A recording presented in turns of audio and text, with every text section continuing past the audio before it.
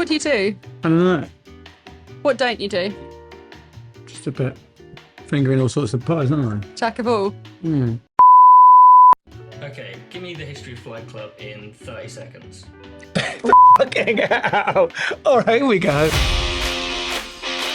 In Croyd, Devon, in a little pub, me and a few friends were just watching a group lose their mind around a dartboard. And it got us thinking, this stuff doesn't happen anymore. So we got a bunch of friends together in a garden shed in Wimbledon, hundreds of focus groups. Flight Club is about bringing that sense of community back, but to a bigger, wider audience.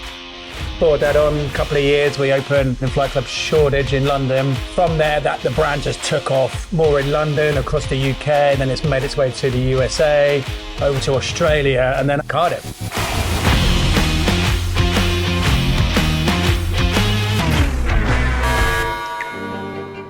We're in what we hope will be our new Flight Club in the middle of Cardiff on St Mary's Street, which is the main drag in the centre of the city.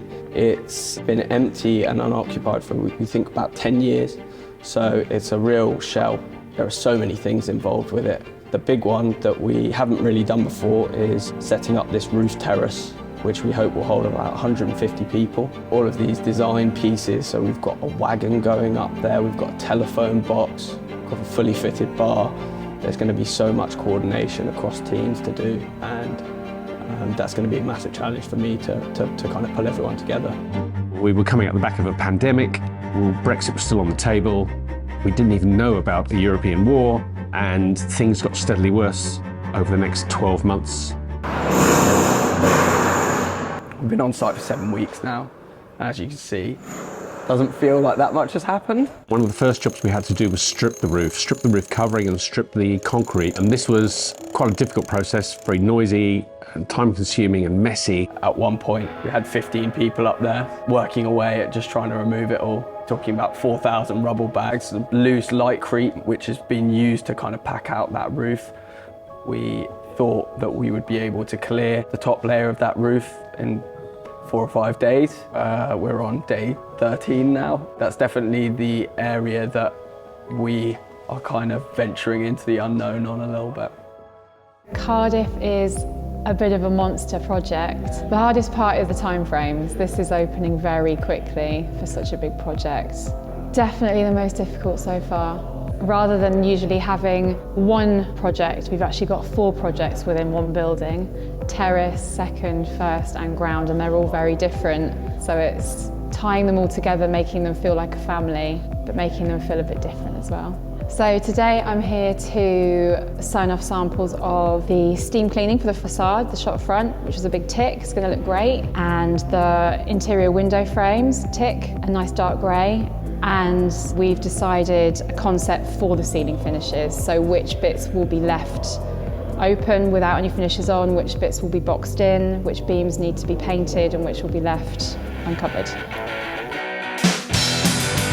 We are in Cardiff today, quite early in the build, and what we like to do before we kind of get too far into construction, we kind of look at the layout, make sure we haven't missed anything, lay some cones out. Just stand by, guys, I got it. That's you up there, mate. Everything all right? Look where the bar is, look at the pinch points.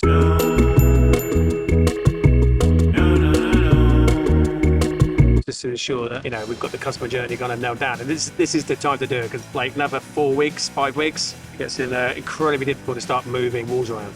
From customer journey point of view, it's really just keep walking through, see where the walls are, see what you look like, where your shoulders are lining up as you come in. Be the customer sort of stuff, and just pretend that you are that person who is going to walk in with their friends. How do you feel about that sight line, that spot there? I mean, it's a bit difficult. You have to use your imagination quite a lot. A lot of it it's empty. So what's interesting is, like, interior designers have a different view than somebody from operations would do. The magic is in between the two things, between interior design and operations. That's where the customer magic happens. And I think every single millimetre really matters for pinch points. We've all been in that place where you've walked in, you're not quite sure where you're going, or you can't get through, you can't get to the bar. So we spend a lot of time looking at that. Also, we give it something called the Ferris forecast, which is named after our program director. It's a made-up percentage chance of opening on time. At the moment, we're probably on about 39%. I'm very confident we'll hit this year. We'll hit November. Our aspiration of October, I think we can do. unless there's a big steel crisis or something like that. We have some considerable structural issues, mainly around the supply of steel. I'm struggling to get enough steel on site, and that's putting us in delay. I know our goal is the 1st of November, when the rugby internationals start, but are we going to be open on time? At the moment, I don't know. And we've got a load of issues to sort out, and I haven't yet got all the answers.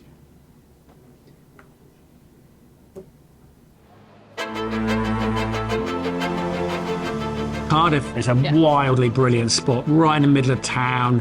It's near business, it's near some resi, it's near the stadium, it's near the shopping. However, building-wise, it took some convincing. It's a whopper. It was in a right old state as well, so it wasn't just like an interior design fit out by any stretch. It was a full construction heritage place, so it was absolutely terrifying from all counts. But location-wise, yeah, absolute banger. We decide on new venues based on whether we genuinely think we can add something new and truly unique to that city, to that neighbourhood.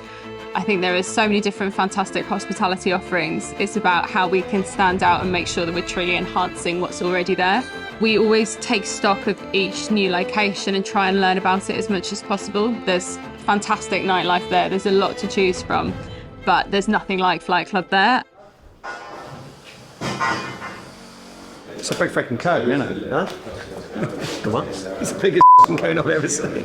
Today we're here for templating, so that's basically the walls are up, we have all of the tables and the joinery features and the bars set up in 3D, and we just walk the site with the key stakeholders. That's our CEO, that's the COO and the design team as well.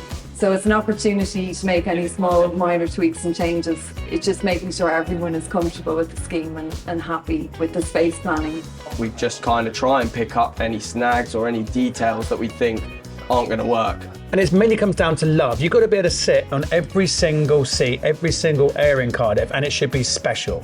And I think because of that, every single person who goes through the door in Cardiff and others are having like an absolute exceptional experience. Hello Jenny, do you rest the tables and it's on like a plate stand? Yeah. We are at Cardiff Flea Market and we are trying to find significant pieces that can go into our Cardiff venue as like key Cardiff related dressing items. We found some stuff. We've found a couple of whatnots.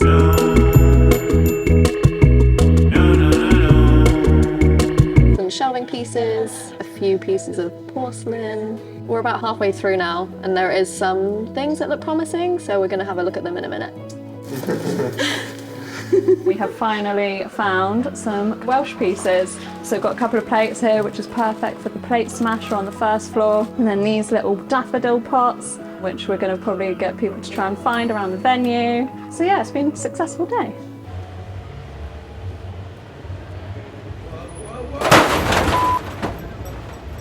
Seeing people's faces when we were craning a telephone box onto the roof, that was a nice moment. As most of Cardiff must have wondered why on earth we were craning quite an old piece of technology onto the roof. Is that written on it? Yeah. Oh yeah. Yes. We're trying to find out what's going on inside the headset. We've got six wires, we're not sure what was what, so we've just worked that out. Okay. That means I'll be able to connect it to something. Basically, I feel like the site is slightly behind, so I'm doing what I can and where I can. I've been able to pull through some cameras, install a couple brackets, tidy up the cabling. Every site is you kind of experiment. You find something that doesn't work, doesn't fit. It's nothing we have not done before. We're really pushing on the second floor.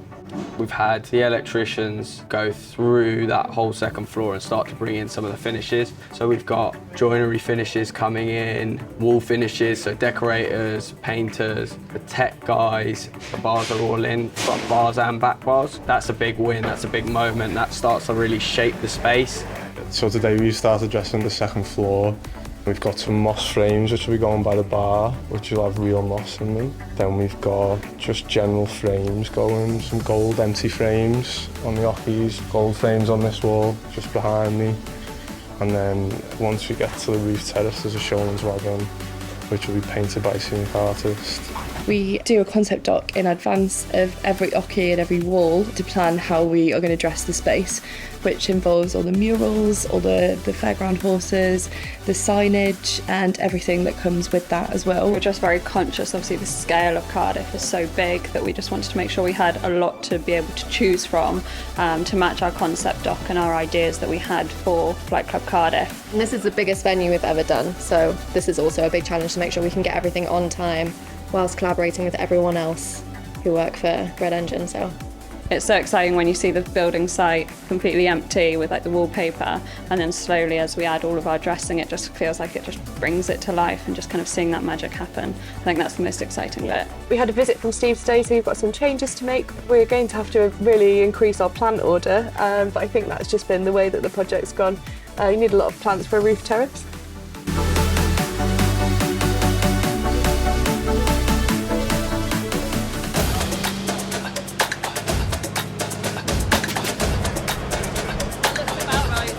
I think we had over 100 plus team members to recruit for. So the difference is we started a bit earlier.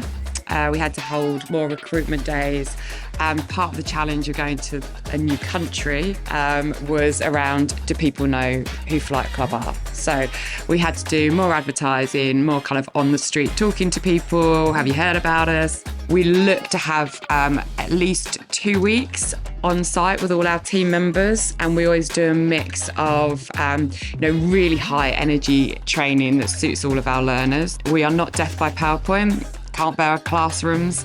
It's really around getting people excited, a blend of learning, playing the games, role playing, repeat, and just really, I guess, giving them that experience of the challenges they might face and making sure they're equipped to deal with them through our training. We split the team into 2 groups, servers and guests, that we are putting through some tickets for food and drinks, preparing them, serving them, just helping to improve the skills and fill some gaps. We've been doing a lot of mock surveys, putting fake scenarios, a lot of back office system, how to split tabs, and a lot of technicalities around tills, which is one of the heaviest training sessions. The biggest challenge is definitely to reassure the team that Red Engine is not the same as any other company, that we are looking after each other. That's why we are investing into 2-week training to ensure that each of them is ready.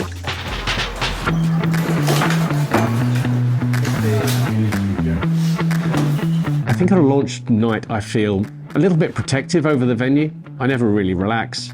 Excited about how the space is going to develop, and really proud of how everything has gone.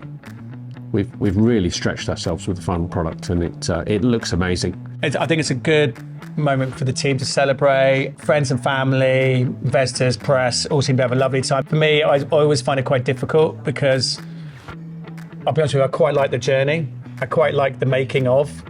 So I like all the challenges, the carnage of it, especially something like Cardiff. For me, I crash pretty much on that night. I think it's nice for the team to celebrate. I've been excited for this moment for a couple of weeks, and then nervous, and then actually seeing people filter out onto this roof terrace, coming through 3 floors of Flight Club, and then onto this, and their faces just go bang. So. This whole roof terrace is brand new. Couldn't have dreamt it even just a month ago what it's turned into. So this spot being here now with everybody, that's the icing on the cake. It never gets boring seeing people experience our venues for the first time and coming in going, oh my God, I'd seen illustrations or I'd seen snippets on social, but I didn't expect this. It always amazes me, no matter where we go, people seem to like it. The fact that you can be upstairs on our roof terrace for 6 hours and not even touch a dart, or dancing in the disco phone box however many times you choose, is amazing. It really feels like the next step for us. It's huge, it's unique with this amazing roof terrace. For me, it's a very, very, very cool moment for the brand. Not topping out here, we have many more magnificent things to do, but certainly I never would have dreamed ever that we could do something so significant and magnificent in just 7 years from day one.